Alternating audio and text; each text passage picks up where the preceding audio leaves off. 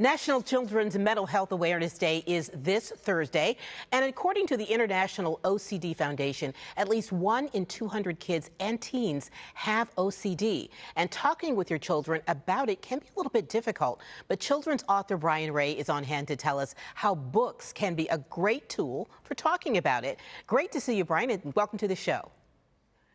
Thank you. Thank you for having me. Great to see you, too. Yes. So sometimes when people think of OCD, they think of an obsession with cleanliness, but that's not always the case. We tend to throw that term around quite a bit. What is OCD? Thank you for bringing that up. That's a great point. A lot of people like having their house clean or like having their shirts organized in their closet. But if you like it, the chances are it's not OCD. But so breaking down OCD, an obsession is an unwanted or intrusive worry thought that can cause worry, guilt, or shame. And a compulsion is a ritual that someone might feel compelled to perform that they think will alleviate their worry or keep something bad from happening. So what are some symptoms that a child may experience with OCD?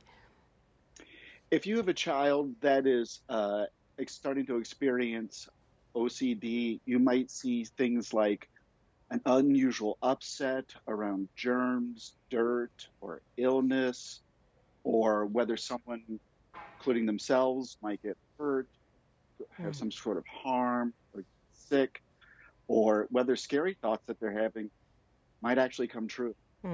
So Brian, talk to us a little bit about your book, Traveling Rose. How important is it for children to have literature that addresses this issue?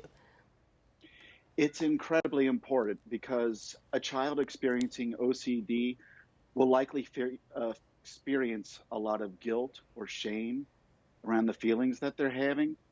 So creating an environment where they feel open and safe to talk about what they're experiencing is crucial. And children's books and characters like Rose are a great way to do that. When they can see themselves in another character, it lets them know that they're not alone in their experience. Yes, and I paged through some of the book. It was quite interesting. The illustration was very nice and welcoming and calming. So what can someone do if they want to seek support for their children?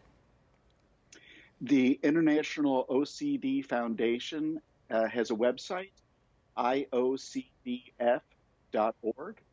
and they have an incredible list of resources, including informational, educational articles, and they can also provide access to help depending on where you are in the country. Brian, that is so great to know. Where can people find a copy of Traveling Rose? It is such a great little book. Thank you. I always encourage people to go to their local bookstores. If they don't carry it, they can order it for you, or it's also available on all of the online services. Okay, Brian, thanks so much for joining us today. Some really great and important information.